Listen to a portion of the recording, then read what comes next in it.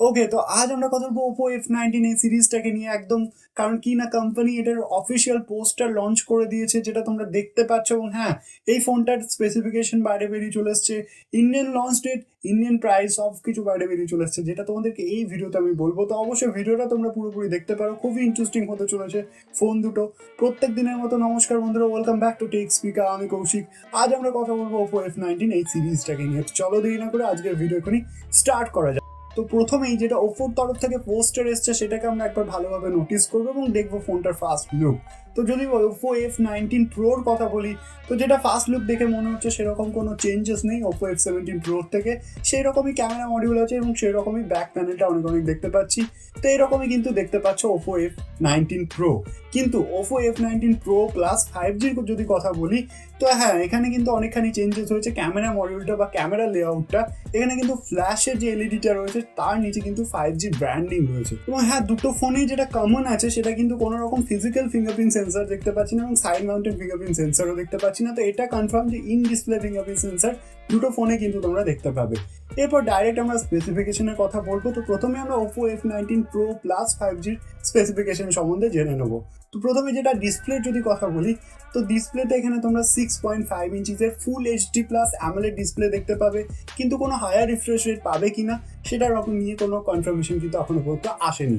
এরপর যদি আমরা কথা বলি প্রসেসর নিয়ে, তো Oppo F19 pro plus 5G ফোনটা কিন্তু 5Gর সাথে আসবে অবশ্যই। এবং হ্যাঁ, এখানে তোমরা মিডিয়াটেকের ডায়মেনসিটি 800U এই প্রসেসরটা দেখতে পাবে, যেটা একটা 5G ক্যাপেবল প্রসেসর। এর আগে আমরা রিয়েলমির অনেক ফোনে দেখতে পেয়েছি, যেমন রিয়েলমি X7, রিয়েলমি 30 প্রো এই ফোনগুলোতে দেখতে পেয়েছি। এবং হ্যাঁ, এই প্রসেসরটার সাথে দেখতে পাবে এটা একটা ভালো প্রসেসর, ডিসেন্ট প্রসেসর। তো ভালো রকম পারফরমেন্স তোমরা পাবে, এটুকুই আমি বলবো। এরপর যদি আরও এগিয়ে যাই ক্যামেরার ব্যাপারে কথা বলি, তো হ্যাঁ, 64 মেগাপিক্সেল কোয়াড ক্যাম সেট আপ তোমরা পাবে, যেখানে 64 মেগাপিক্সেলের মেন লেন্স হবে, 8 megapixel ultra wide angle lens হবে, 2 মেগাপিক্সেলের ম্যাক্রো, 2 মেগাপিক্সেলের ডেপথ শুটার কিন্তু তোমরা পেয়ে যাবে।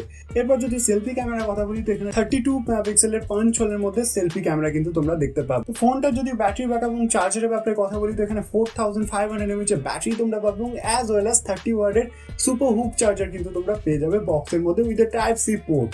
তো নেক্সট আমরা কথা বলবো ওপো F19 প্রো এই ফোনটাকে নিয়ে স্পেসিফিকেশন সম্বন্ধে জানবো। তো এখানে তোমরা অবশ্যই অ্যামোলেড ডিসপ্লে পাবে, কিন্তু এখানে 6.4 ইঞ্চিসের সুপার অ্যামোলেড ডিসপ্লে পাবে, যেখানে অবশ্যই ফুল এইচডি প্লাস রেজুলেশন তোমরা পেয়ে যাবে।